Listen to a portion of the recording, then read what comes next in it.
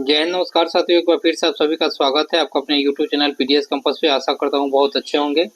दोस्तों, आज हो गया होमवर्क सीरीज का 5वां दिन और 5वां दिन में हम लोग देखने वाले हैं भारत में राष्ट्रवाद। ठीक है, वीवीआई पॉइंट देखेंगे। जितने भी राष्ट्र पॉइंट में जहाँ क्वेश्चन अधिकतर बनता है उन्हीं सब पॉइंट को हम यहाँ पे इंक्लूड किए हैं, फालतू पॉइंटों को हम इंक्लूड नहीं करते हैं। ठीक है, और आपको इतना भी चीज हम करवा देंगे कि इससे बाहर क्वेश्चन नहीं जाएगा तो नहीं जाएगा। ठीक है, मेरा जो अपना एक्सपीरियंस है, इसका पीडीएफ आपको टेलीग्राम पे मिल जाएगा, जिसका लिंक हम डिस्क्रिप्शन में डाल देंगे। ठीक है, तो चलिए हम लोग स्टार्ट करते हैं। पहला देखते हैं हम लोग दादा भाई नौरोजी के बारे में देखते हैं। यहाँ से 3-4 पॉइंट एग्जाम में पूछा जाता है। जैसे 1887 में भारतीय सुधार समिति की स्थापना किसने की थी? तो दादा भाई नौरोजी। धन निकास का सिद्धांत किसने दिया था? ये बहुत बार क्वेश्चन पूछा जाता है। धन सिद्धांत देखिए क्या हुआ था, अंग्रेज जब भारत में थे तो यहाँ से बहुत सारे क्या हुआ था, आप देखिएगा 1757 से लेकर के प्लासी युद्ध से लेकर के 1857 तक की क्रांति तक के बीच मतलब भारत को इतना ज्यादा लूटा गया। इन्होंने क्या बोला कि यहाँ से ले जाके सारा धन आपको ब्रिटेन में रख दिया जाता था, वहां से कुछ भी नहीं आता था। यही सिद्धांत दिया था एक बुक में, the poverty and on British rule of India. ये पूछा जाता है ये बुक किसने लिखा? दादा भाई नौरोजी ने। ठीक है, धन धन निकास का सिद्धांत किसने दिया? दादा भाई नौरोजी ने। तो इन्होंने ये पुस्तक लिखा था।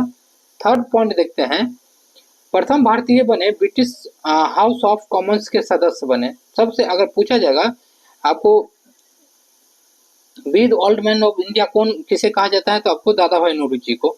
और ये जो है पहले व्यक्ति बने आपका ब्रिटिश जो संसद होता है उसके आपके प्रथम व्यक्ति बने थे सदस्य। याद रखिएगा, ये भी क्वेश्चन बनता है। चलिए सेकेंड पॉइंट की बात करते हैं। तो सेकेंड पॉइंट है आपका स्वदेशी आंदोलन, मतलब कि बंगाल विभाजन से रिलेटेड। बंगाल विभाजन से ऐसा कोई एग्जाम नहीं है जहां से क्वेश्चन नहीं बनता है, लगभग क्वेश्चन वहां से बनता है। सबसे पहले आपको यही याद रखना है कि उस समय जो बंगाल का गवर्नर कौन था? आपका कर्जन था।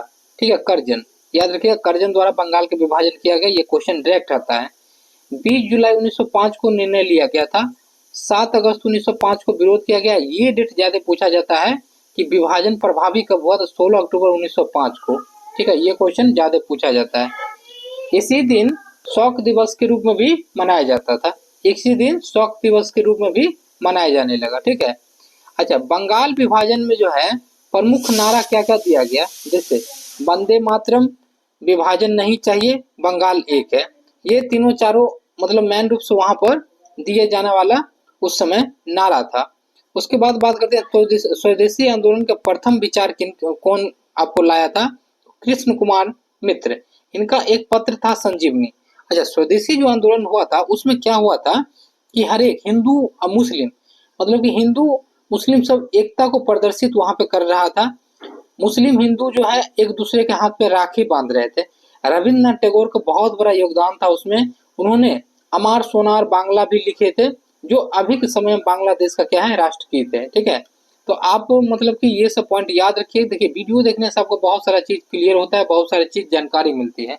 ठीक है, हम ये नहीं बोल रहे हैं कि आप लोग वीडियो देखा ही कीजिए, ऐसा कुछ नहीं है। लेकिन देखिए वीडियो को कम से कम आप लोग शेयर कीजिएगा, तो इससे क्या होता है कि दूसरे तक पहुंचता है। ठीक है, बात जितना ज्यादा हेल्प मिल सके दूसरे को। स्वराज के बारे में हम लोग देखते हैं। 1906 में कांग्रेस अधिवेशन कोलकाता में दादा भाई नौरोजी ने सबसे पहली बार जो है स्वराज शब्द की बात की थी। अच्छा, दादा भाई नौरोजी से एक बात और आप याद रखिएगा कि ये जो 1906 में स्वराज शब्द की मतलब कलकत्ता अधिवेशन की अध्यक्षता किसने की? दादा भाई नौरोजी ने। स्वराज शब्द पहली बार प्रयोग कौन किया था? आपको दयानंद सरस्वती ने। दयानंद सरस्वती ने। एक क्वेश्चन और बनेगा, आर्य समाज की स्थापना किसके द्वारा की गई? तो दयानंद सरस्वती द्वारा। इंपोर्टेंट क्वेश्चन है।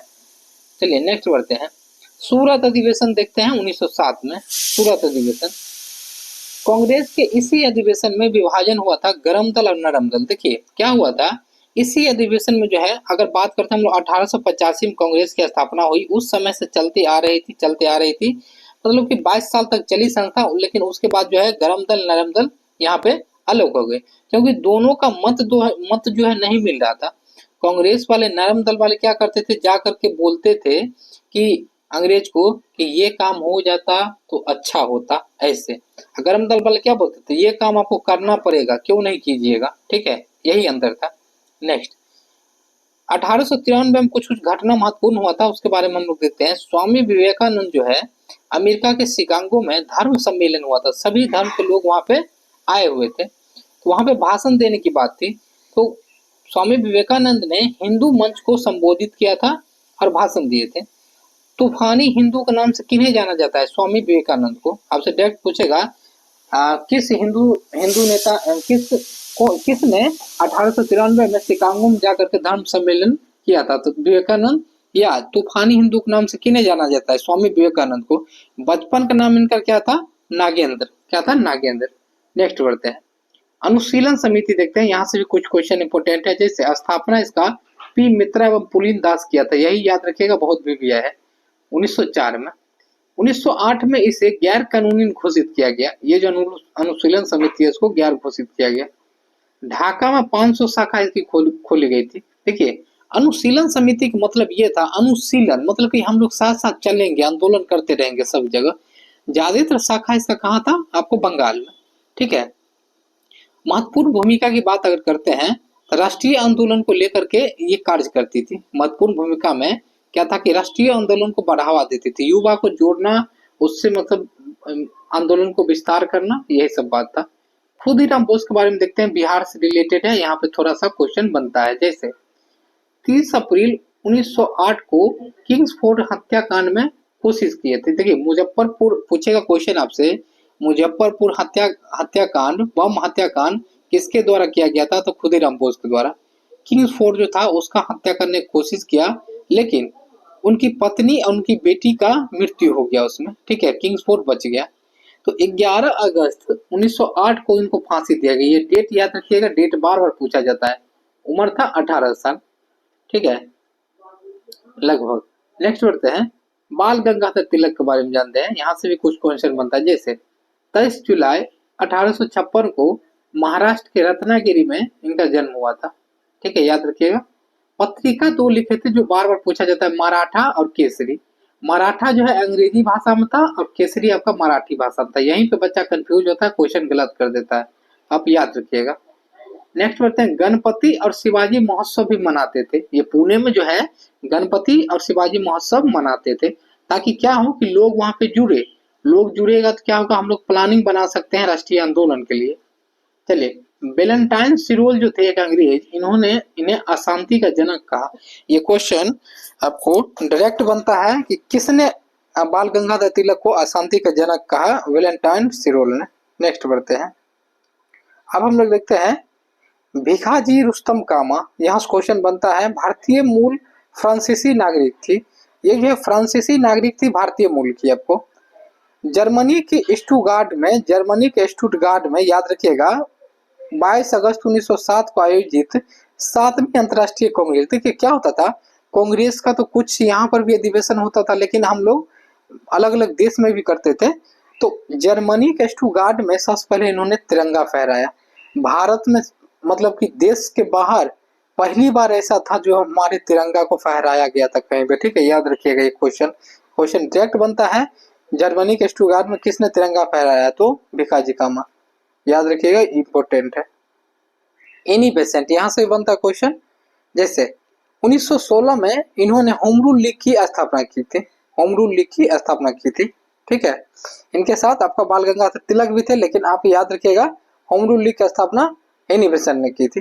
पत्रिका ये 2 लिखी थी, जैसे कि न्यू इंडिया। ठीक है, न्यू इंडिया आपका, और जो है कॉमनवेल्थ नहीं होगा, कॉमनवेल होगा। ठीक है, कॉमनवेल याद रखिएगा, कॉमनवेल याद रखिएगा, पत्र था, और ये आपका पत्रिका न्यू इंडिया। नेक्स्ट बढ़ते हैं, रोलेक्ट एक्ट देखते हैं। 19 मार्च 1919 को लागू हुआ। देखिए, रोलेक्ट एक्ट क्यों लाया गया? जैसे कि राष्ट्रीय आंदोलन में सभी लोग चढ़ बढ़ करके हिस्सा लेने लगे, तो कहीं पे अंग्रेज के खिलाफ बात करते थे, तो अंग्रेज ने कानून लाया, बोला कि रोलेक्ट एक्ट लाओ। कोई भी अगर व्यक्ति कहीं चर्चा करते हुए दिख गया, हमें अगर शक हो गया कि ये व्यक्ति हमारे खिलाफ षड्यंत्र कर रहा है, उसे हम लोग गिरफ्तार कर सकते हैं। इसे कह सकते हैं शक के आधार पर गिरफ्तार करने वाली कानून कौन थी? रोलेक्ट एक्ट। कब आई ये याद रखिए। इसे ना कोई अपील, ना कोई दलील, ना कोई वकील भी कहा जाता है। ये कानून भी इसे कहा जाता है कि ना आपका कोई वकील होगा, दलील होगा, कुछ नहीं होगा, आपको कर लिया जाएगा गिरफ्तार। अब बताया भी नहीं जाएगा कि क्यों आपको गिरफ्तार किया गया है। ठीक है, नेक्स्ट बढ़ते हैं, गांधी जी ने इसका विरोध आपको 6 अप्रैल 1919 को किया, ठीक है, और हड़ताल किया था, विश्व हड़ताल किया था गांधी जी ने, ठीक है। इसका 13 अप्रैल 1919 को जालियांवाला हत्याकांड हो गया था। 13 अप्रैल 1919 को क्या हुआ था कि सभी लोग जा करके, जो अभी सोन टेम्पल दिखते हैं, ठीक है, उसके अंदर सभी लोग बैठे हुए थे। जालियांवाला बाग हत्याकांड, अब मतलब वहां पे सब लोग वापिस जाएंगे, जालियांवाला बाग हत्याकांड वहीं पर है, उसके अंदर बैठे हुए थे सभी लोग। वहां पे क्या कर रहे थे, मीटिंग कर रहे थे। तो दो नेता मैन रूप से था, पहले गिरफ्तार कौन हुए थे याद रखिएगा, डॉक्टर सतपाल और किचलू। इसको सबसे पहले गिरफ्तार, आपसे पूछा जाएगा कि जालियांवाला हत्याकांड में दो महत्वपूर्ण नेता किसे गिरफ्तार किया गया था, सतपाल और किचलू को, ठीक है। ओ डायर जो था, ओ डायर ने अनुमति दिया था और आर डायर ने गोली चलाई थी। आपको पूछा जाएगा उस समय पंजाब के गवर्नर कौन थे, तो ओ डायर थे, ठीक है। ओ डायर ने क्या बोला, अनुमति दे के गोली चलाओ, आर डायर ने चलाया। ये क्वेश्चन बीपीएससी में पूछा गया था, अनुमति किसने दिया। चलिए, हंसराज नामक भारतीय ने डायर का सहयोग किया था, वो डायर का जो है सहयोग किया था। तो वहां पे सब लोग बैठ करके मीटिंग कर रहे हैं, अभी अगर हमला करना आप चाहिएगा जाके कर सकते हैं। और दोस्तों हमला जो हुआ वहां पे एक मतलब कि मतलब जिसको हम लोग बोलते हैं पानी जो निकालते हैं, इंडा टाइप का जो होता है, तो उसमें से जो निकालने लगा, उसमें से जब पानी निकालने लगा, बहुत व्यक्ति उसमें कूदने लगे, छलांग लगाने लगे, बहुत सारे व्यक्ति को उसमें मृत्यु हुआ था, ठीक है। हंसराज ने ही उसका सहायता किया था। नेक्स्ट बढ़ते हैं। महात्मा गांधी ने केसर केसर हिंद की उपाधि और टैगोर ने सर की उपाधि क्या किया, आपको त्याग दिए। इस कांड के बाद जो है इन्होंने अपना उपाधि लौटा दिए। इसकी जांच के लिए हंटर कमेटी का गठन हुआ। देखिए, आपसे पूछा जाएगा हंटर कमेटी, जलियांवाला बाग हत्याकांड के लिए किस कमेटी का आपका गठन हुआ, हंटर कमेटी। 5 व्यक्ति इसमें अंग्रेज थे, 3 आपका भारतीय थे। नेक्स्ट बढ़ते हैं। HRA हिंदुस्तान रिपब्लिक एसोसिएशन, इसकी स्थापना आपका 1924 में सचिन सन्याल द्वारा कानपुर में किया गया था। और एक और संस्था बना था HSRA, मतलब कि मतलब Hindustan socialist Republican association. Bhagat Singh द्वारा 1928 में दिल्ली के फिरोज शाह कोटला मैदान में इसकी स्थापना की गई थी। आपको यही पूछा जाता है कि भगत सिंह द्वारा कहाँ पर HSRA की स्थापना किया गया था, तो ये नाम याद रखिए, या कब की गई थी HSRA की स्थापना, या HSRA के संस्थापक कौन है, तीनों तरह से क्वेश्चन बनेगा। इसमें प्रमुख नेता थे सुखदेव, राजगुरु, जतीन दास, चंद्रशेखर आजाद। नेक्स्ट बढ़ते हैं। काकोरी कांड देखते हैं। देखिए, 9 अगस्त 1925 को सहारनपुर में लखनऊ जाने वाली ट्रेन खजाना को लूटन। देखिए क्या हुआ कि जो भी नौजवान थे उसके पास हथियार चाहिए, हथियार कहाँ से मिलेगा, हथियार चाहिए, रुपया चाहिए।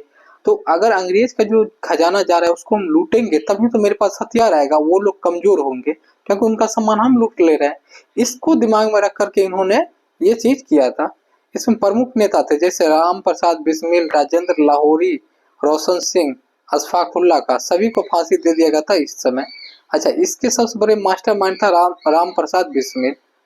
काकोरी ट्रेन एक्शन डे नाम रखा गया, पहले काकोरी कांड इसे कहा जाता था, अभी बोला गया है काकोरी ट्रेन एक्शन नाम रखा गया है। अच्छा, सचिन सन्याल को आजीवन कारावास इसमें हुआ था, याद रखिएगा। तो दोस्तों आशा करते हैं वीडियो आपको अच्छा लगा होगा। क्वेश्चन जो हम आपको बताते हैं यहीं से डायरेक्ट क्वेश्चन हिट करेगा, आप देखिएगा, ठीक है, बिहार पुलिस में। मिलते हैं नेक्स्ट वीडियो में। जय हिंद।